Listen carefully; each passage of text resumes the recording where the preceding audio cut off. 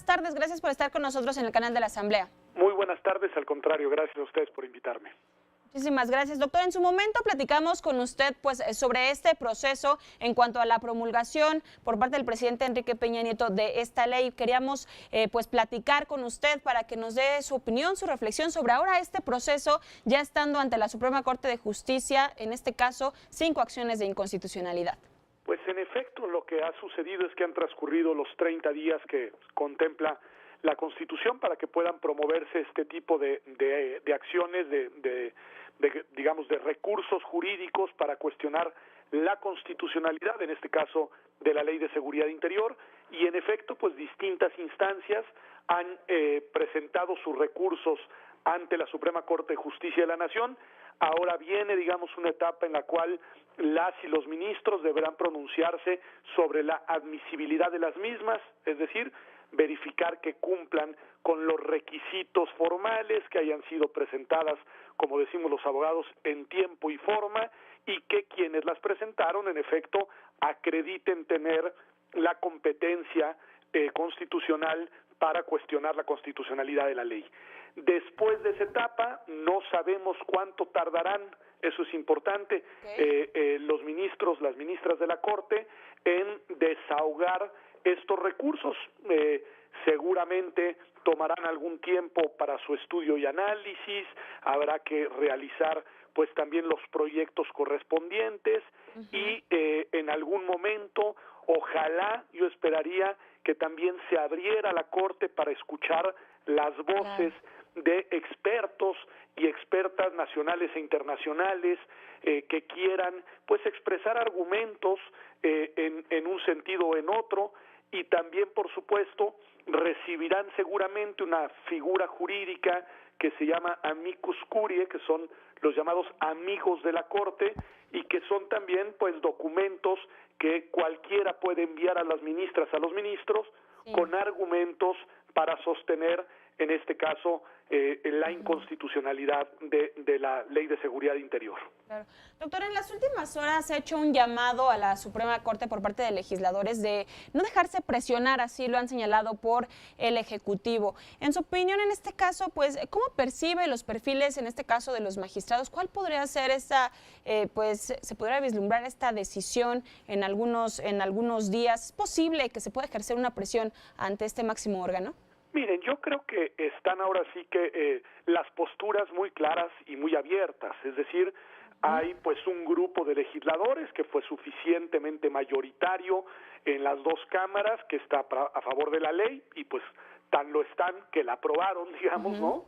También la postura del Ejecutivo Federal, pues también ha sido muy clara al haber decidido promulgarla y publicarla, es decir, el Ejecutivo pudo haber vetado la ley y no la vetó, lo cual quiere decir que está pues a favor de la misma. Claro. La posición de las Fuerzas Armadas pues también ha sido nítida en esa dirección, y entonces yo creo que las y los ministros pues ya saben cuáles son los argumentos y ya saben cuáles son las posturas. En realidad acá yo esperaría dos cosas.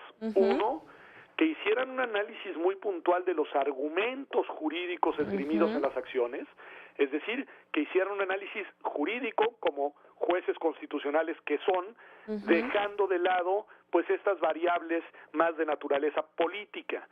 Y además yo también esperaría que pusieran sobre la mesa pues todos los, digamos, elementos que están en juego. Para mí, lo digo con toda claridad, hay una disyuntiva muy relevante en torno a esta ley. Por un lado, que si se declara inconstitucional, yo creo que se abre la puerta para consolidar una estrategia civil de seguridad pública como la que debe tener un Estado constitucional y democrático, y por el contrario, si se convalida la ley, lamentablemente se estará convalidando una estrategia militarizada en la cual incluso, porque eso es lo que la ley contempla, los mandos civiles podrían quedar subordinados a los mandos militares, con lo cual se rompería una tradición que en nuestro país se fue afirmando desde el siglo XIX y que creo que es fundamental para conservar nuestras instituciones constitucionales en clave democrática. Claro. Doctor, buenas tardes. Los saluda Brenda Peña. ¿Cómo está? Muy bien, Brenda, muchas gracias. Me alegra. Doctor, preguntarle, con base en su experiencia y en este tema, ¿hay posibilidades de echar para atrás esta ley?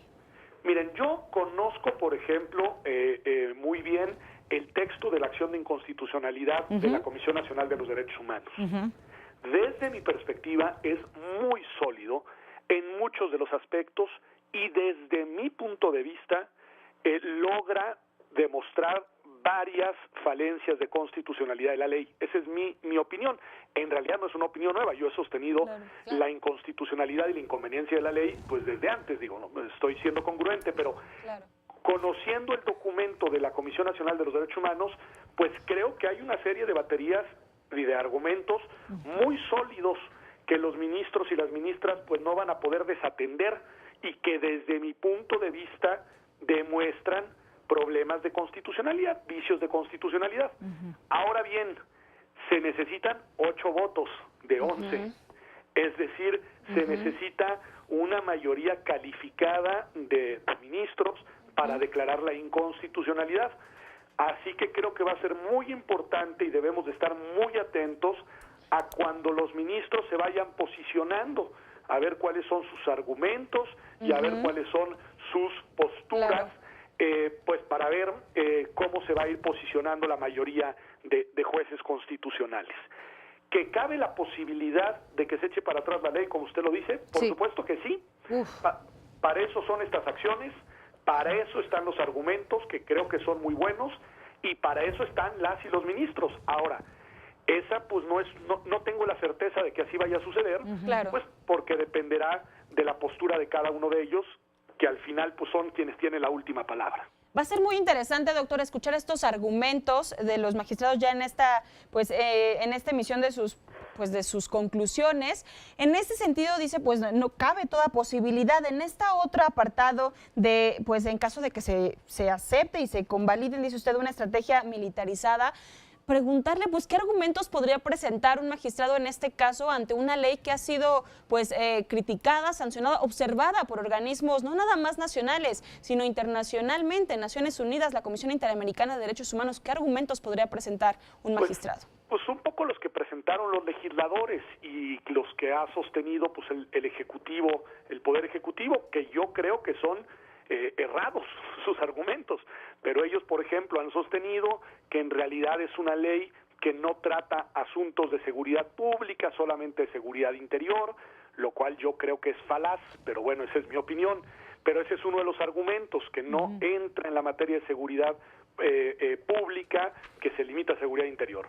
El otro argumento que han sostenido es que pues está contemplado que sean intervenciones de carácter temporal y excepcional, lo cual pues creo que pues en fin lo contradice la realidad de lo que ha pasado en estos últimos 10 años y lo contradicen varios aspectos del propio texto de la ley.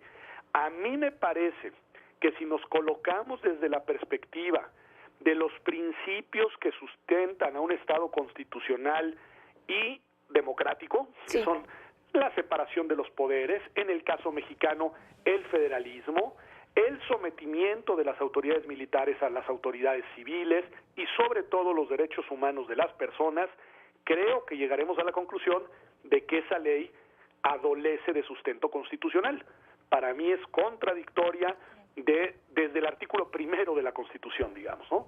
Pero bueno, esa es una opinión jurídica que en mi caso pues, es la de un constitucionalista que me dedico al trabajo académico.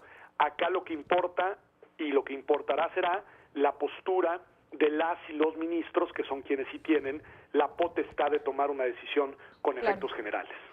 Doctor, se encuentra la Ley de Seguridad Interior en esta etapa y ante la Suprema Corte, pero hay que decirlo, está promulgada. No quisiera terminar la entrevista sin preguntarle su opinión sobre este discurso en su momento del presidente Enrique Peña Nieto, que dice textual: promulgo la ley, pero no emitiré declaratoria de protección de seguridad en tanto la Suprema Corte de Justicia pues no determine si es constitucional o no? ¿Cómo debemos en este momento de la discusión pues tomar estas palabras del presidente Enrique Peña Nieto? ¿Es mero discurso o realmente hay alguna facultad por parte del Ejecutivo para que se promulgue pero no se utilice? ¿O cómo está en ese aspecto? No, es absolutamente una decisión política del presidente, es decir, desde que tomó esa postura, pues algunos nos preguntamos que pues cómo iba a garantizar que se iba a impugnar la ley, porque él no tiene facultades para impugnarla, obviamente, ¿no? Pero bueno, él preveía y no se equivocó que otras instancias sí acudirían a la Corte, y es una decisión política, usted lo ha dicho muy bien. La realidad jurídica es que la ley es vigente y surte efectos. Esa es la realidad jurídica. Ahora, el presidente ha manifestado suerte de compromiso público de no emitir declaratorias al amparo de esta ley hasta que no se pronuncie la Corte, pero no hay que perder de vista que aún sin las declaratorias que puede emitir el presidente, hay algunas disposiciones de la ley que ya pueden utilizar directamente las Fuerzas Armadas sin que medie declaratoria presidencial, ¿eh? Es decir, claro. Esa ley ya es una ley por el momento que puede surtir efectos y puede surtir efectos en algunos aspectos sin declaración del presidente porque no es necesaria para algunos de sus supuestos. Ahí está, doctor. Pues muchísimas gracias. Como siempre es un gusto muy aleccionador escucharle. Vamos a estar muy al pendiente, si bien pues de los próximos días, semanas en que pueda tardar esta discusión ahora, pues porque la bolita ahora está, por así decirlo, ante la Suprema Corte de Justicia de la Nación. Vamos a darle seguimiento y si nos lo permite en comunicación para seguir entendiendo el tema. Claro que sí, con mucho gusto y muchas gracias de nuevo por la cobertura.